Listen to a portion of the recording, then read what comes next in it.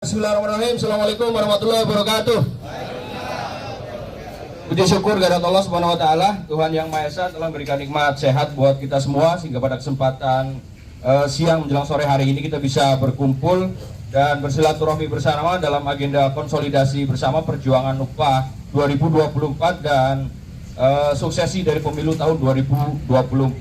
Yang saya hormati Pak Abdullah beserta seluruh jajaran pengurus DPC KSPSI Kabupaten dan Kota Bekasi, kemudian seluruh jajaran PC SPA yang di bawah naungan Konfederasi KSPSI Kabupaten dan Kota Bekasi, dan seluruh jajaran PUK SPSI di Kabupaten dan Kota Bekasi yang pada kesempatan sore hari ini hadir.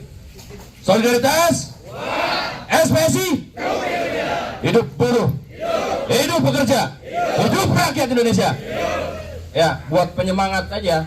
Ya, saya singkat gitu ya, terkait dengan perjalanan proses upah minimum terutama Kabupaten Bekasi yang dimulai sejak bulan Agustus. Bulan Agustus sudah mulai rapat Dewan Pengupahan Kabupaten Bekasi, diawali dengan lokakarya dan kemudian kemarin pleno di tanggal 21 dan juga tanggal 23 November 2023 untuk upah minimum Kabupaten Bekasi tahun 2024.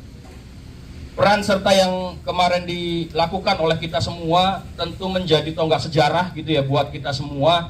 Setelah 2012 sampai dengan 2015 terakhir perjuangan melawan PP 78, kemudian kemarin baru geliat perlawanan, geliat perjuangan terlihat di Kabupaten dan Kota Bekasi. Aplaus buat kawan-kawan sekalian.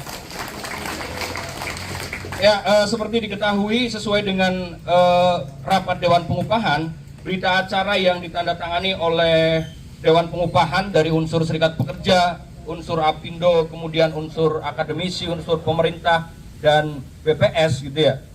Semua unsur itu merekomendasikan nilai kenaikan upah minimum Kabupaten Bekasi gitu ya tahun 2024.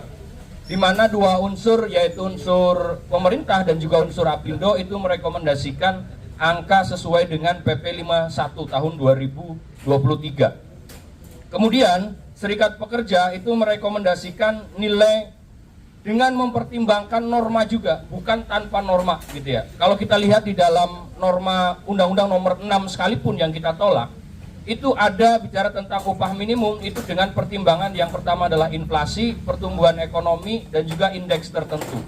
Tapi kemudian diplesetkan oleh PP 51 gitu ya. Indeksnya itu menjadi pengalih dan juga kemudian pengurang dari PDRB gitu ya, atau pertumbuhan ekonomi. Nah, kita merumuskan di dalam upah minimum Kabupaten Bekasi itu menggunakan itu juga gitu. Ada inflasi, ada pertumbuhan ekonomi kabupaten, kemudian ada indeks tertentu. Nah, indeks tertentunya itu kita sebut dengan KHL. Karena KHL itu masih ada gitu, 64 item KHL. Nah, penyesuaiannya kita menggunakan rumusan bahwa prediksi inflasi sampai dengan Desember tahun 2023 itu inflasinya senilai 3,5%. Kemudian pertumbuhan ekonomi atau PDRB Kabupaten Bekasi tahun 2022 itu 5,30%. Kemudian ditambah penyesuaian KHL.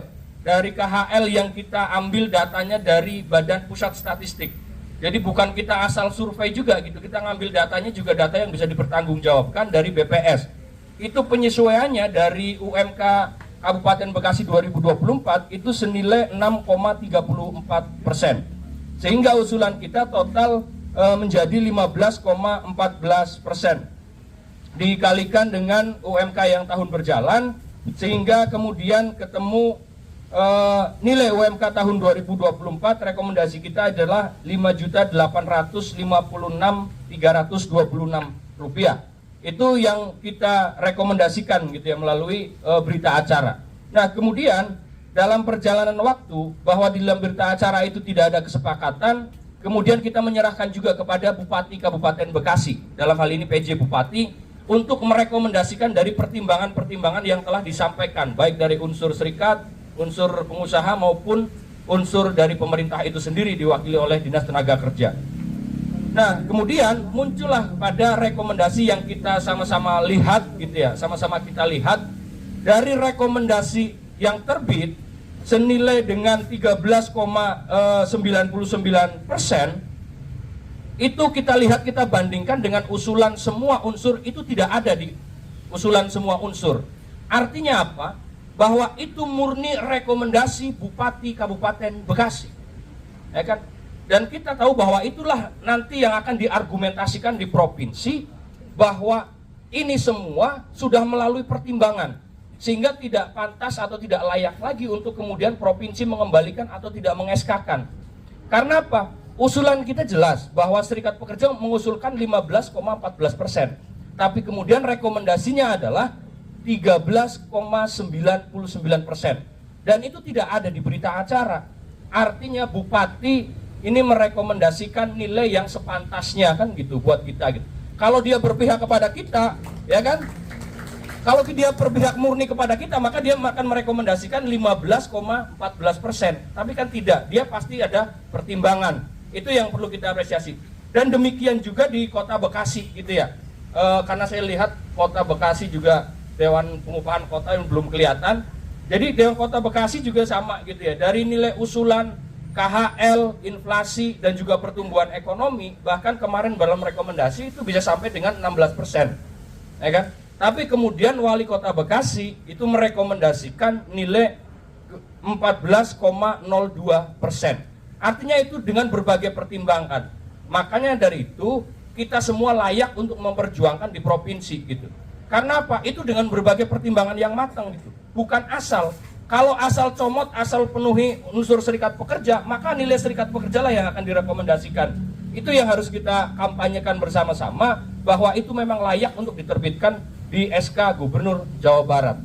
Perjalanan itu tentu masih panjang gitu ya teman-teman sekalian. Bahwa SK Gubernur pasti menunggu nanti ada rapat pleno Dewan Pengupahan Provinsi yang dilakukan hari ini 24 November dan kemudian nanti tanggal 27 November. Dan terakhir sesuai dengan norma itu tanggal 30 Desember itu akan dikeluarkan surat keputusan gubernur tentang upah minimum kabupaten kota di Jawa Barat tahun 2024. Jadi itu teman-teman sekalian, bahwa perjuangan-perjuangan yang kita lakukan tentu bukan tidak ada hasil gitu ya. Kita telah membuktikan sendiri bahwa perjuangan yang kita lakukan secara bersama-sama dengan upaya berbagai pihak gitu ya. Saya dan juga teman-teman Dewan Pengupahan, saya di Kabupaten Bekasi ada saya, Guntoro, kemudian ada Bung Isnaini dari RTMM, dan juga ada Bung Yosep dari LEM. Kemudian di Kota Bekasi, SPSI ada dari KEP Bung Ansar, kemudian dari LEM ada Bung Haris, gitu ya. Itu yang kita lakukan dalam meja-meja rapat perundingan secara formal. Kemudian peran yang gak kalah penting adalah pimpinan-pimpinan konfederasi, pimpinan federasi gitu ya, yang kita dari kemarin juga dari awal kita meminta tolong juga gitu ya, kepada Pak Abdullah, kepada Bung Fajar, kepada ketua-ketua PCSPA gitu ya, untuk melakukan komunikasi-komunikasi informal agar apa, perjuangan ini mulus untuk dilakukan. Dan peran kawan-kawan PUK, pengurus PUK, anggota itu sangat luar biasa, telah menunjukkan, telah membuktikan bahwa kita itu layak diperhitungkan di Kabupaten dan Kota Bekasi gitu ya. Dan tentu perjuangan ini belum selesai, kawan-kawan sekalian, Bapak Ibu sekalian. Kita masih dapat mengawal, nanti ada sidang pleno tanggal 27 di Provinsi Jawa Barat. Kemudian nanti penetapan, kita pasti nanti akan maraton 28, 29, 30 November, itu pasti ada gerakan. Dan pastikan kita semua hadir. Tidak hanya kita yang ada di sini, tapi anggota kita hadir. Karena kita semua adalah orang-orang pejuang, buruh, serikat pekerja, serikat buruh, dan SPSI. Kita melihat kemarin gerakan di lapangan, SPSI sangat luar biasa masanya. Aplaus buat teman-teman sekalian. Dan tentu sekali lagi kita semua berpesan bahwa berjuang itu adalah pekerjaan kita dan bertempur adalah mental kita. Terima kasih. Assalamualaikum warahmatullahi wabarakatuh.